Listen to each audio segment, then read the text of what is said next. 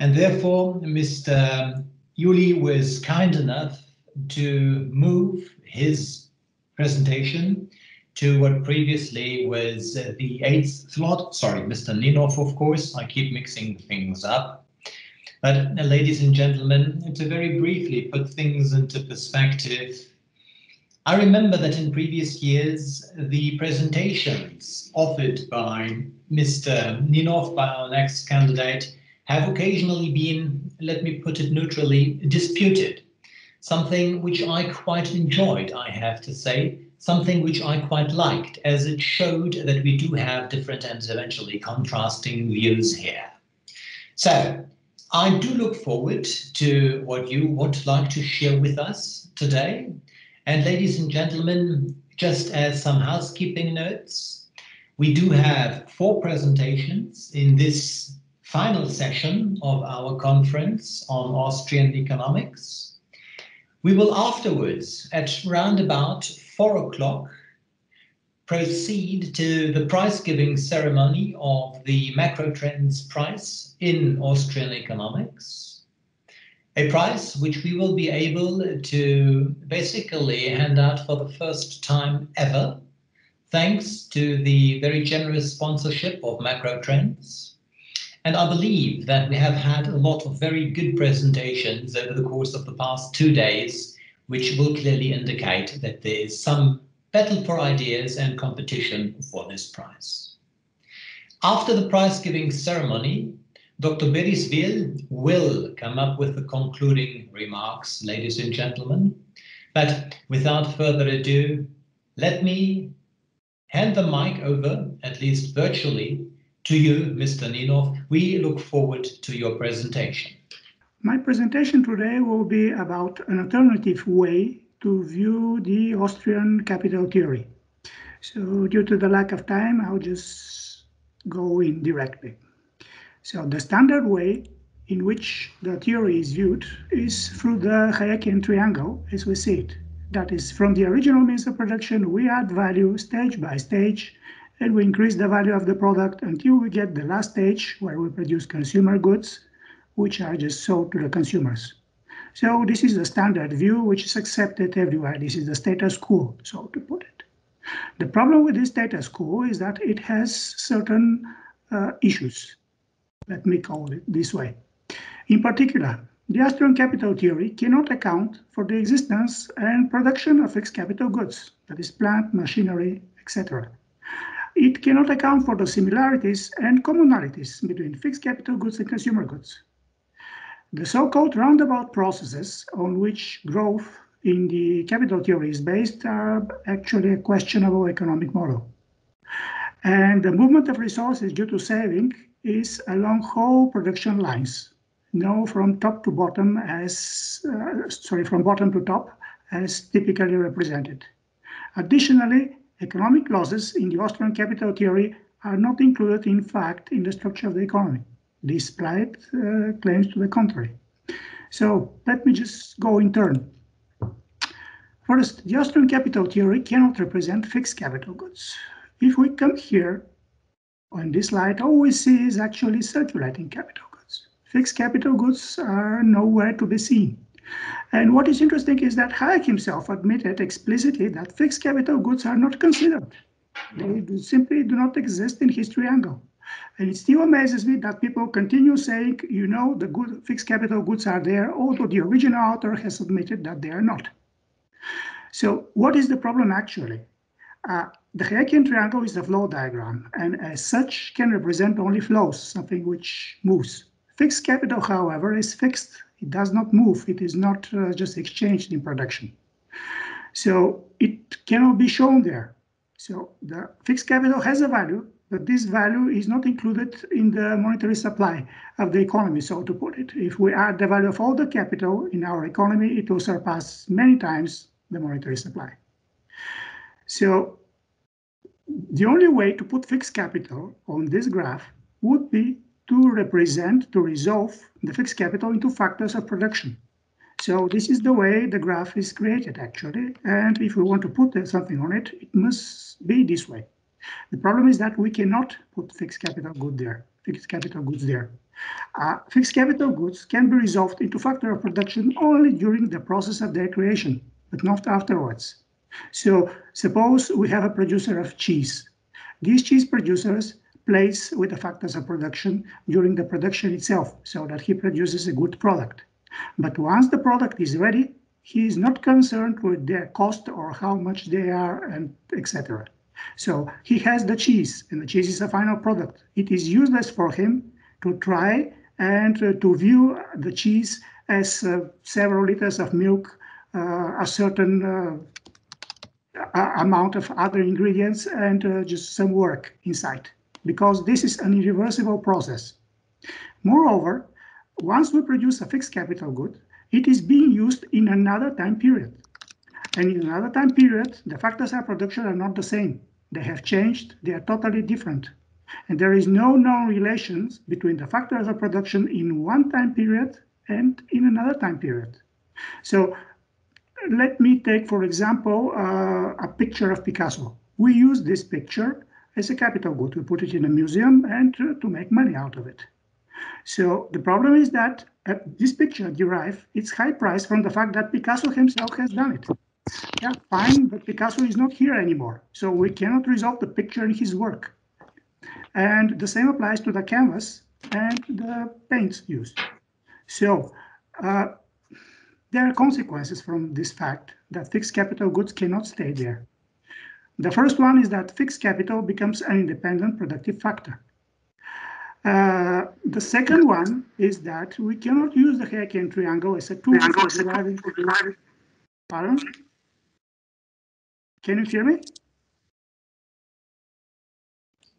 Yes, we hear you loud and clear. Okay, there was some problem here. The Hayekian triangle cannot be used as a tool for deriving logical conclusions, but this is done practically everywhere. So Garrison is a typical example. His theory has been derived exclusively graphically. And if you want to create a capital theory, we must show fixed capital explicitly on it. And in the same way, we must show its production also there. Another problem is that there are certain similarities and commonalities between durable capital goods and consumer goods. So both of them pass through similar production processes. Let me take the automotive production as such. In order to produce a car, you need iron ore, which must be processed to steel, from which car parts must be created, and then a car may be assembled.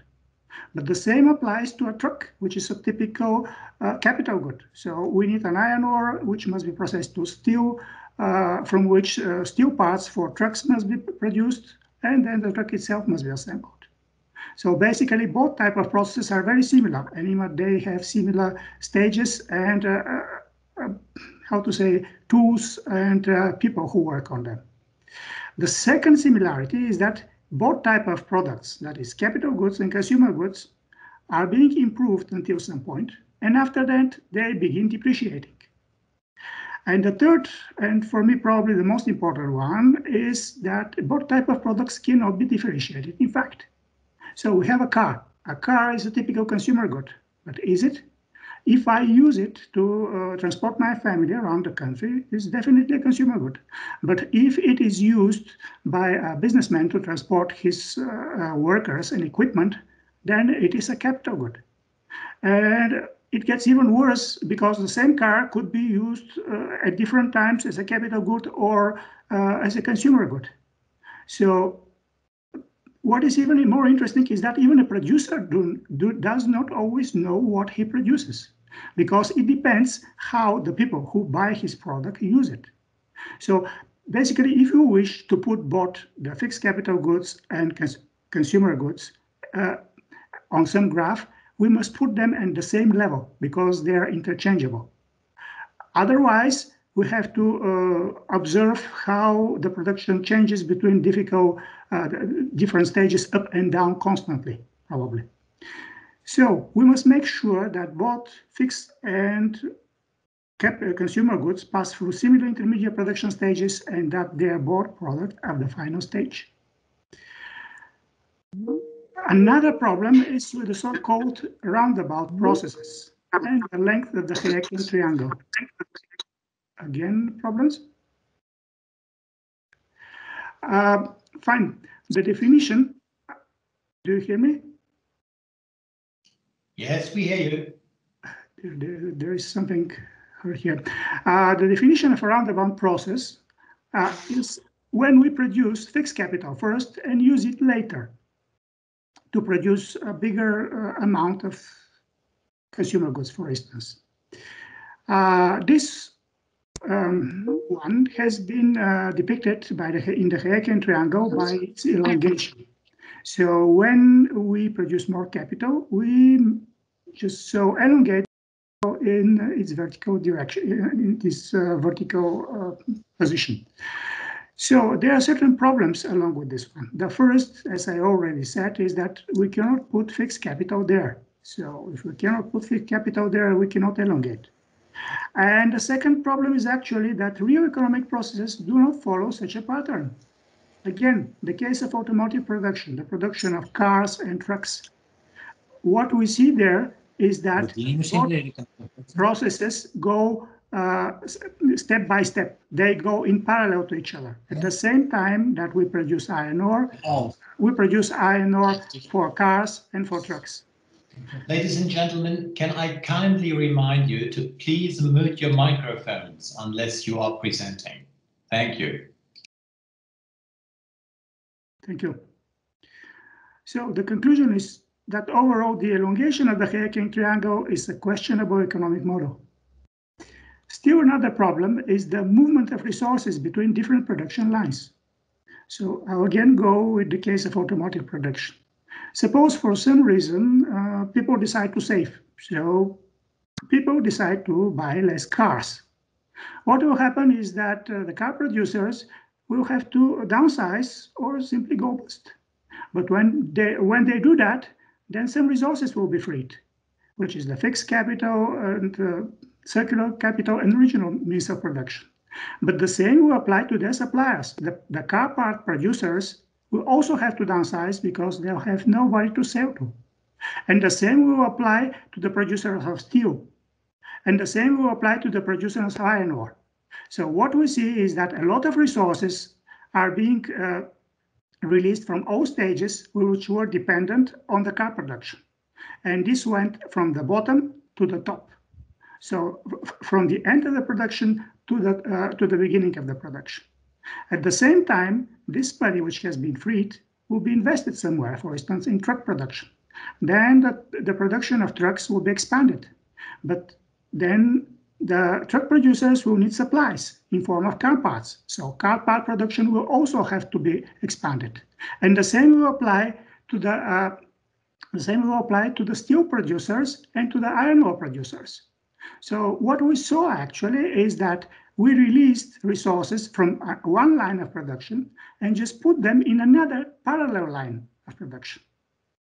So overall, capital redistribution goes along whole production lines, not as presumed in the Hayekian triangle that resources are released from the bottom and moved to the top. And what is also equally important, that all resources contributing to the production of consumer goods are saved, not only consumer goods. Still another problem is economic losses.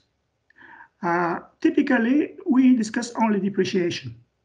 The problem is that the depreciation cannot be represented with the Hayekian triangle, despite claims to the contrary. And the reason is simple, because fixed capital goods are depreciating resource.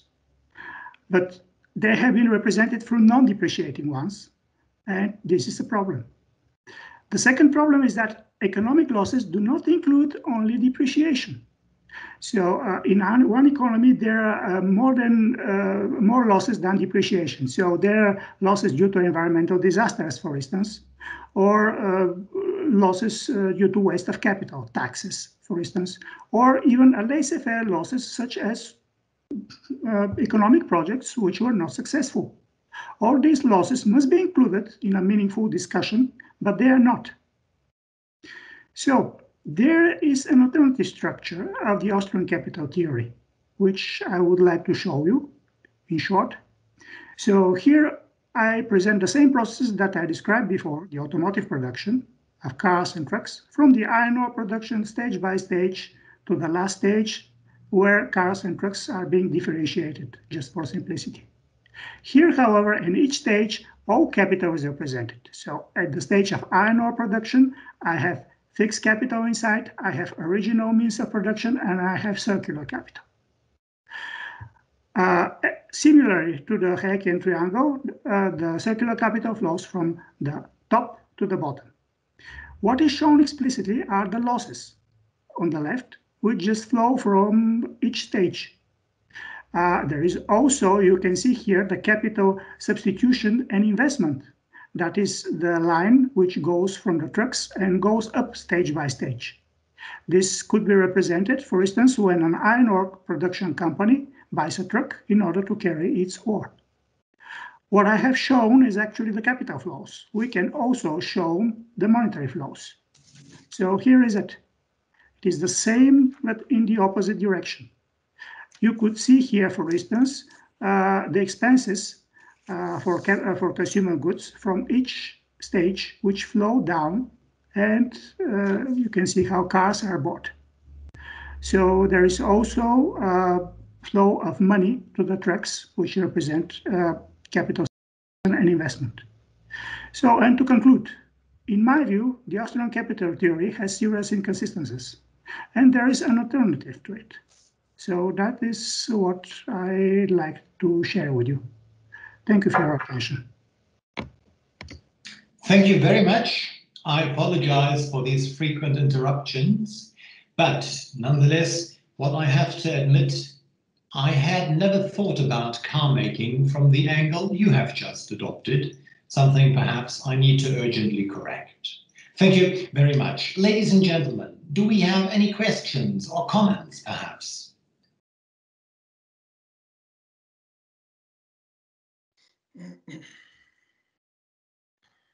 Yes, I can see. Mr. Baeriswyl, you have raised your hand? Yes, I have a comment. Thank you for your presentation. Very interesting presentation. I have a comment. Yeah, I have noticed also that you really don't need the capital theory to explain Austrian business, the theory of the business cycle. Yet we have to remember that the capital theory in the Austrian theory represents a scarcity. It's what is called the tugging war or the pulling cord game. It's a representation of at some point you're gonna have to meet the real world of scarcity. And something else I think is you really don't need the capital theory, but anyway, you can see the Austrian theory, this expansion, these contractions in the financial system, in the financial markets, in derivatives and all that. There you can see it better. But yeah, I agree that you can explain the Austrian business cycle theory without the capital theory. But again, it is a representation of scarcity. What are you going to put instead of that? Thank you. Actually, I'm not sure that you understood properly. I have this capital theory. I still haven't explained the business cycle, but I hope that I'll succeed to do that in the future. All right. Is that okay with you? Yeah. Thank you. Thank you. Thank you very much. Ladies and gentlemen, any other comments you wish to share with us? Any questions you have for Mr. Ninol, perhaps?